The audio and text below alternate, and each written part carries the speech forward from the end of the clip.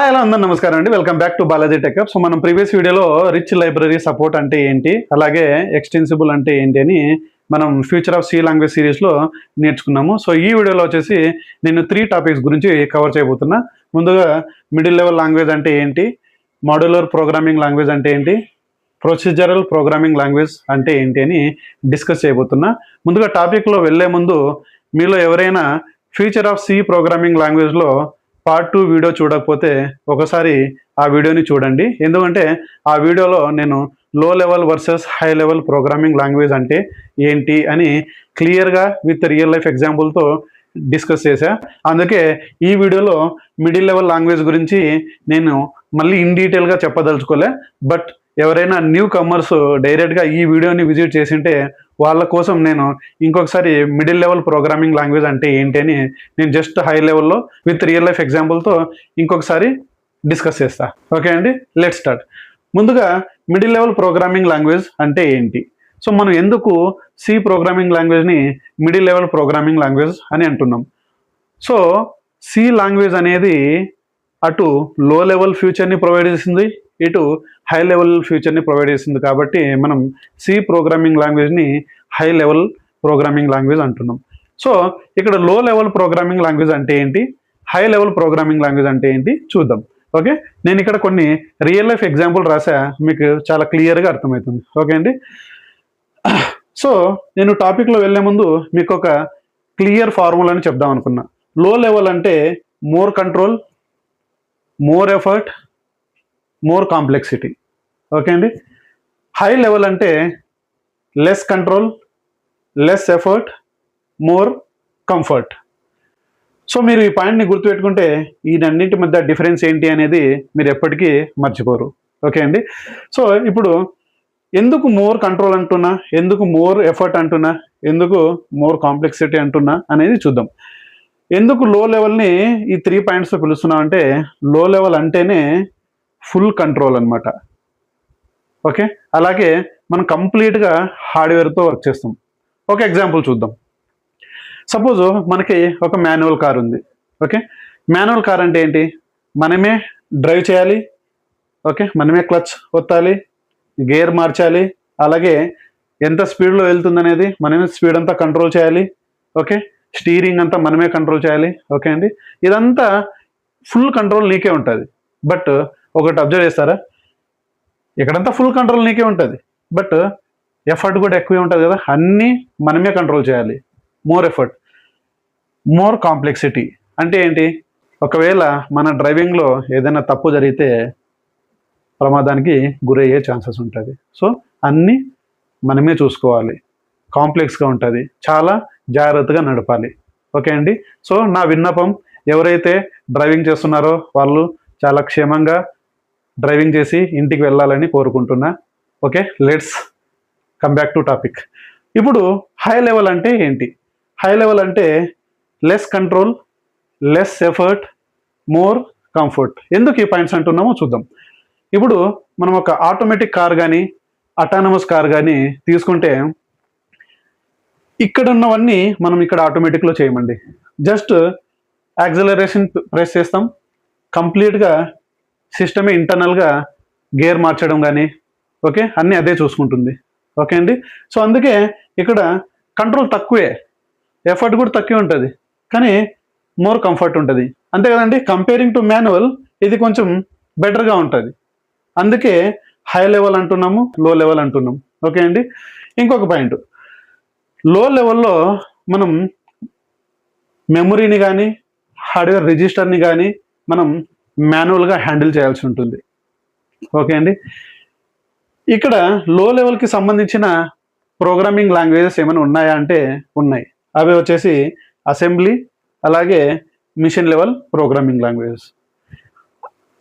Assembly language అంటే కంప్లీట్గా కొన్ని కీవర్డ్స్ అనేది వాడతాం. అంటే MUL, ADD అంటే అడిషన్, మల్టిప్లికేషన్, ఇట్లా కొన్ని కీవర్డ్స్ అనేది వాడతాం మనం అక్కడ. ఓకే, అదే మిషన్ లెవెల్ అంటే కంప్లీట్గా బైనరీ లాంగ్వేజ్, 0 and 1తోనే కమ్యూనికేట్ అవుతుంది. ఓకే అండి. ఇక్కడ వచ్చేసి C++ అనేది హై లెవెల్ ప్రోగ్రామింగ్ లాంగ్వేజ్. ఇక్కడ ఒక పాయింట్ అబ్జర్వ్ చేస్తే హై లెవెల్ ప్రోగ్రామింగ్ లాంగ్వేజ్ అనేది హ్యూమన్ బీయింగ్కి చాలా అండర్స్టాండబుల్ వేలో ఉంటుంది, ఈజీ సింటాక్స్ ఉంటుంది. ఓకే అండి.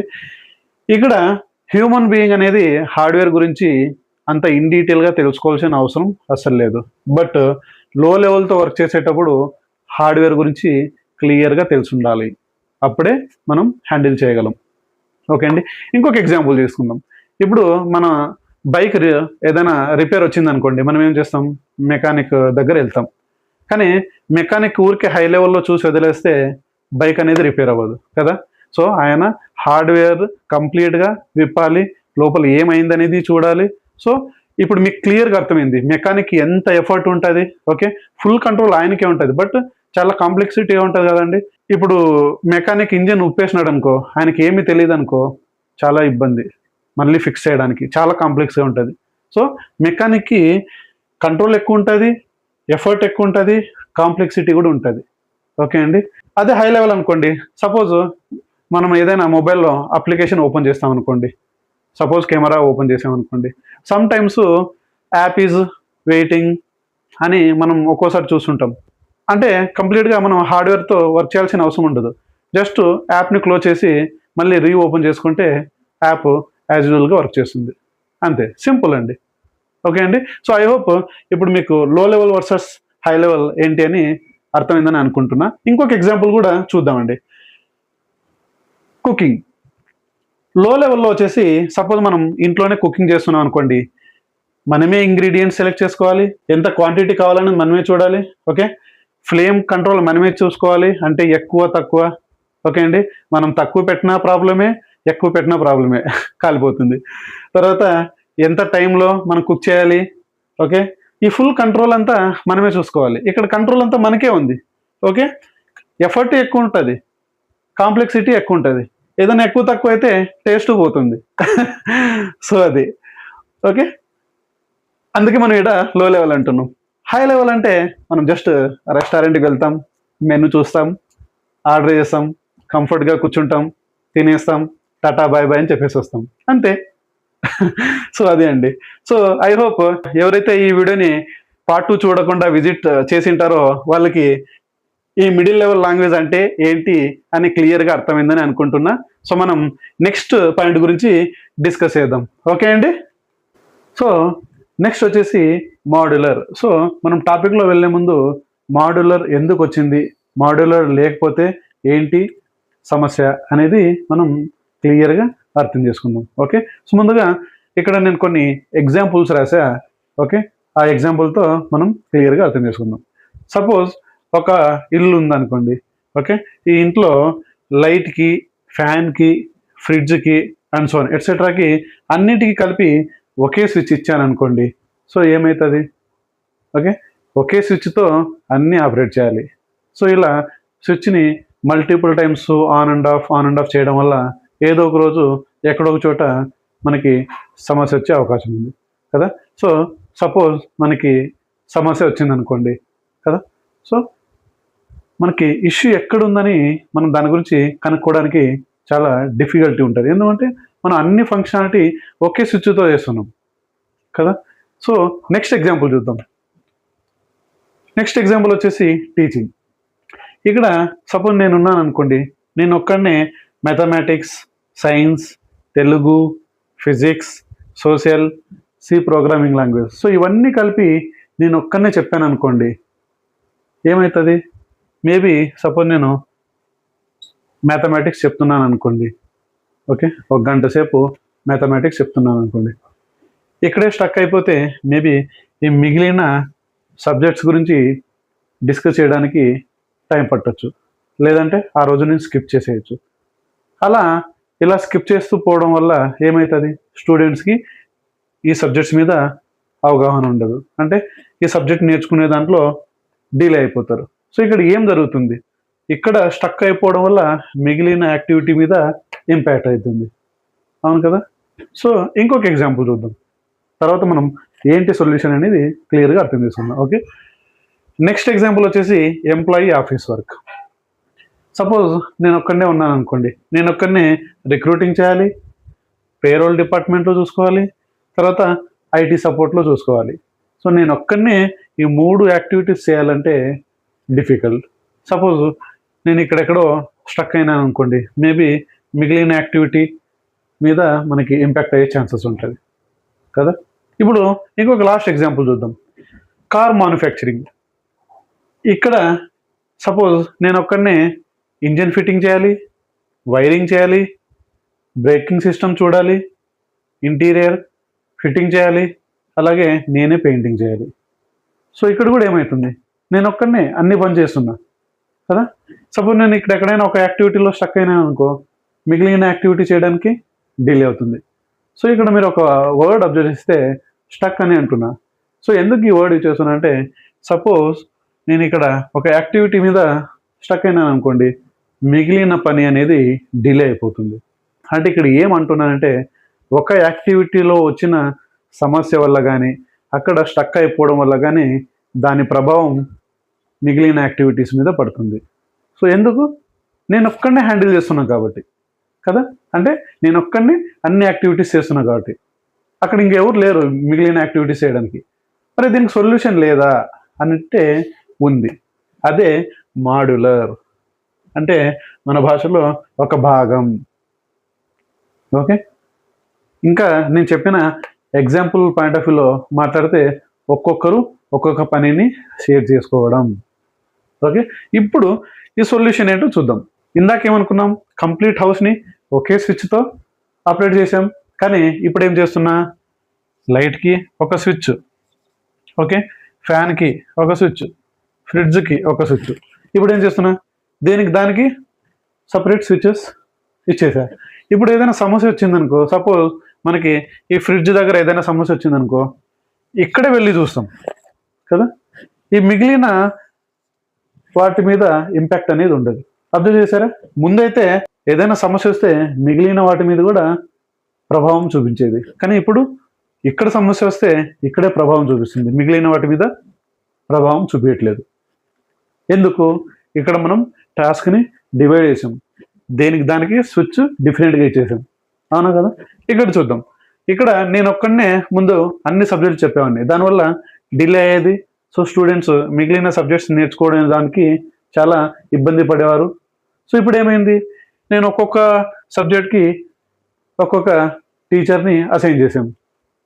సో ఇప్పుడు ఈ సబ్జెక్ట్ ఒకసారి చెప్తాడు, ఈ సబ్జెక్ట్ ఇంకోసారి చెప్తాడు, ఈ సబ్జెక్ట్ ఇంకోసారి చెప్తాడు. సో డిలే అనేది అవ్వదు. ఏ సబ్జెక్టుకి ఆ సార్ ఉన్నారు కాబట్టి వాళ్ళ టీచింగ్ వాళ్ళు చెప్పుకుంటారు, అంతే కదా. సో స్టూడెంట్స్ అన్ని సబ్జెక్ట్స్ నేర్చుకుంటారు, ఎందుకంటే ఇక్కడ కూడా మనం డివిజన్ చేసాం కదా. నెక్స్ట్ ఎగ్జాంపుల్ చూద్దాం. ఇక్కడ ఎంప్లాయీ ఆఫీస్ వర్క్. సో ఇక్కడ ఏమంటున్నాం, ఇంతకుముందు నేను ఒక్కడిని అన్ని చేసేవాడిని, ఇప్పుడు దీనికి ఒక పర్సన్, దీనికి ఒక పర్సన్, దీనికి ఒక పర్సన్, ఎవరి పని వాళ్ళే చేసుకుంటున్నారు, ఎందుకంటే ఇక్కడ కూడా మనం డివిజన్ చేసాం. సేమ్ ఇక్కడ కూడా మనం డివిజన్ చేస్తున్నాం కాబట్టి అన్ని పనులు తొందరగా అవుతాయి. అదే ఒక్కడే చేయడం వల్ల మిగిలిన పనులు డిలే అవుతుంది కదా. సో అప్పుడు ఒక కార్ తయారు చేయాలంటే చాలా లేట్ అవుతుంది.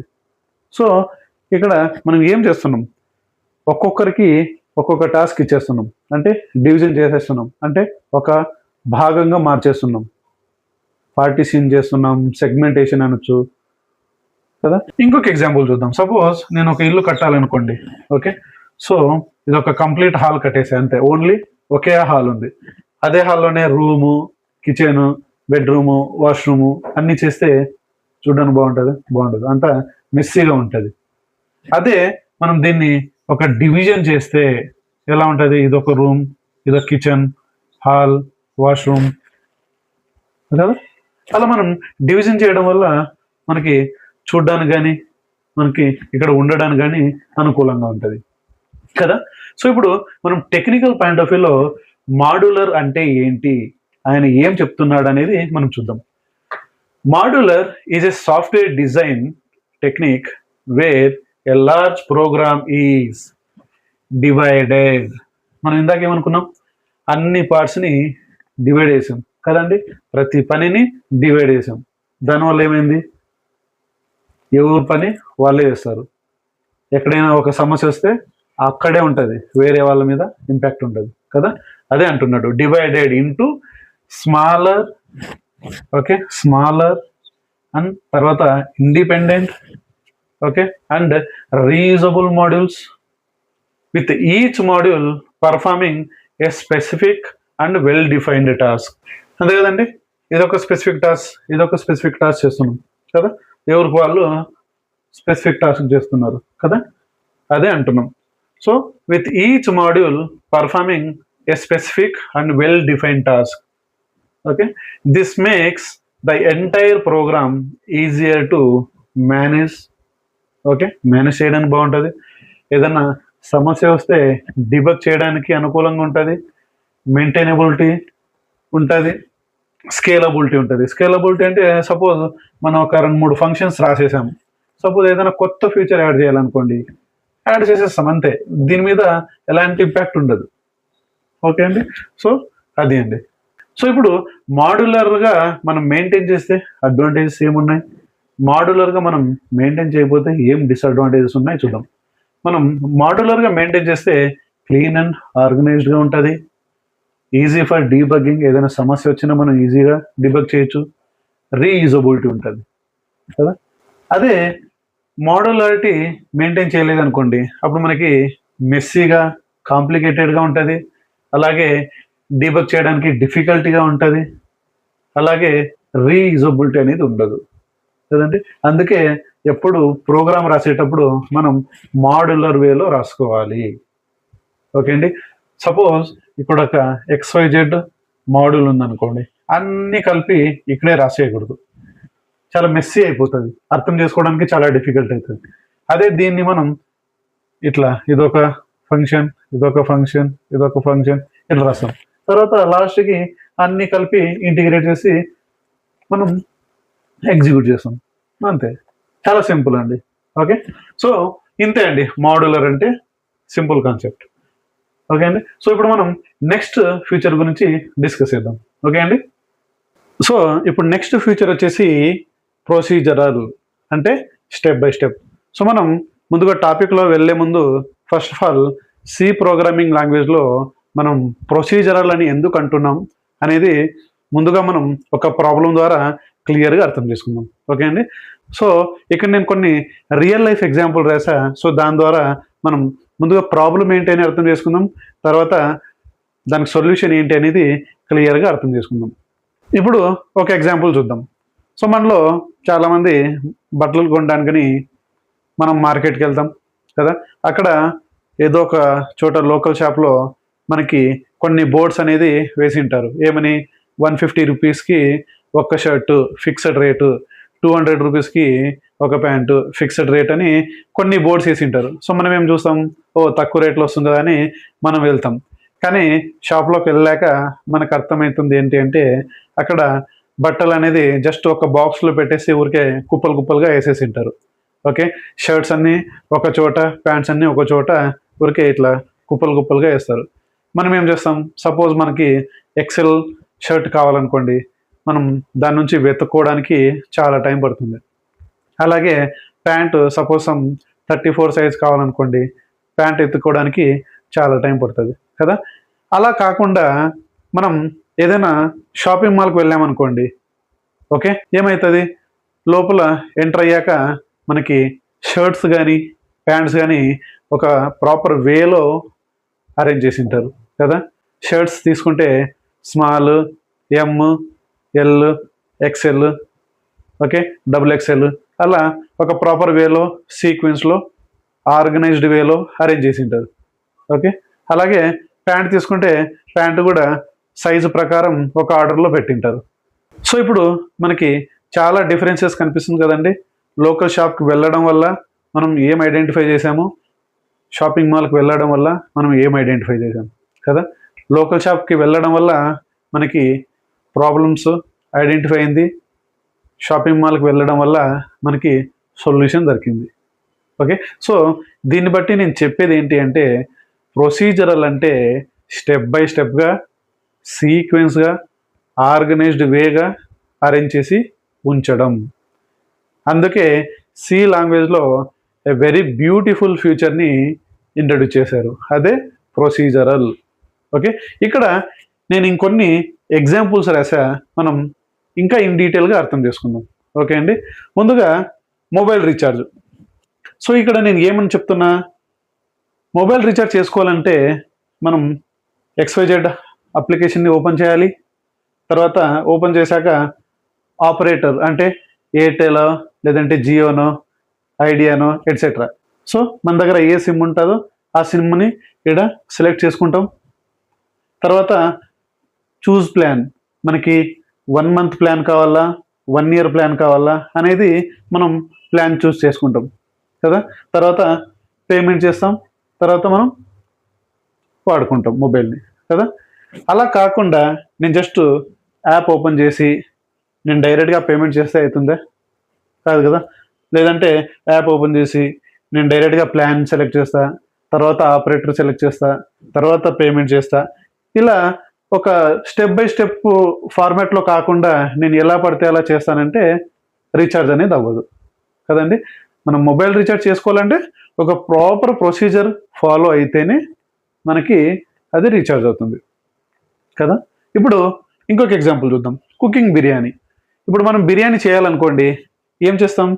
ముందుగా బియ్యాన్ని కడుక్కుంటాం, తర్వాత ఆనియన్స్ని ఫ్రై చేసి పెట్టింటాం, తర్వాత స్పైసెస్ని యాడ్ చేస్తాం, అలాగే చికెన్ని యాడ్ చేస్తాం, తర్వాత కొంతసేపటి తర్వాత దమ్ పెడతాం, తర్వాత సర్వింగ్ చేసుకుంటాం కదా. ఇలా ఒక ప్రాపర్ స్టెప్ బై స్టెప్లో మనం ప్రిపేర్ చేస్తేనే చికెన్ బిర్యానీ అనేది నీట్గా రెడీ అవుతుంది. లేదంటే మనకి అది ఇంకేదో అవుతుంది కదా. ఇప్పుడు ఇంకొక ఎగ్జాంపుల్ చూద్దాం, ఏటీఎం విత్డ్రాల్. సపోజ్ మనకి ఒక 10,000 అమౌంట్ని విత్డ్రా చేసుకోవాలనుకోండి, మనం ఏం చేస్తాం? ఏటీఎంకి వెళ్తాం, అక్కడ వెళ్ళి కార్డ్ని ఇన్సర్ట్ చేస్తాం, ఇన్సర్ట్ చేశాక సో పిన్ ఎంటర్ చేస్తాం, తర్వాత 10,000 అమౌంట్ కావాలనుకున్నాం కాబట్టి అంత అమౌంట్ని సెలెక్ట్ చేస్తాం, తర్వాత క్యాష్ తీసుకుంటాం. అంతేగాని నేను జస్ట్ ఏటీఎం సెంటర్కి వెళ్తా, అక్కడికి వెళ్ళాక నేను జస్ట్ కార్డ్ ఇన్సర్ట్ చేస్తా, ఊరికే పిన్ ఎంటర్ చేయకుండా నేను ఎంటర్ కొడతా, నాకు డబ్బులు రావాలంటే రాదు కదా. పిన్ ఎంటర్ చేయకుండా ఎంటర్ కొడితే ఇంకేమి ఏటీఎంలో నుంచి అందరూ డబ్బులు తీసుకోవచ్చు కదా. సో ఒక ప్రొసీజర్ అనేది ఉంటుంది కదా, అది ఫాలో అయితేనే మనకి అమౌంట్ అనేది వస్తుంది. ఇప్పుడు ఇంకొక ఎగ్జాంపుల్ చూద్దాం, కార్ స్టార్ట్. ఇప్పుడు మనం కార్ ఎలా స్టార్ట్ చేస్తాం? దానికంటూ కూడా ఒక ప్రొసీజర్ ఉంది. ఏమని? మనం ఇన్సర్ట్ కీ, ఓకే, తర్వాత టర్న్ ఇగ్నిషన్, తర్వాత ఇంజిన్ స్టార్ట్ అవుతుంది, తర్వాత ఏం చేస్తాం?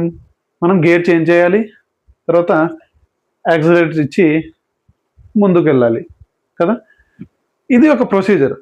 అంతేగాని నేను జస్ట్ కార్లో ఎక్కి కీ పెట్టకుండా నేను గేర్ చేంజ్ చేసా, నేను క్లచ్ వత్తా, యాక్సిలరేటర్ ఇచ్చా అంటే కార్ ముందుకు పోతుందా?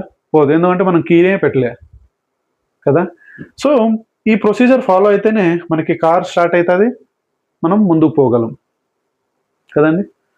ఇంకొక లాస్ట్ ఎగ్జాంపుల్ చూద్దాం, బుకింగ్ మూవీ టికెట్. ఇప్పుడు మనం ఏదైనా ఒక సినిమాకి వెళ్ళాలనుకోండి, మనం ముందుగానే ఆన్లైన్ యాప్స్ ద్వారా బుకింగ్ చేసుకుంటాం. సో ఎలా చేసుకుంటాం? Same procedure.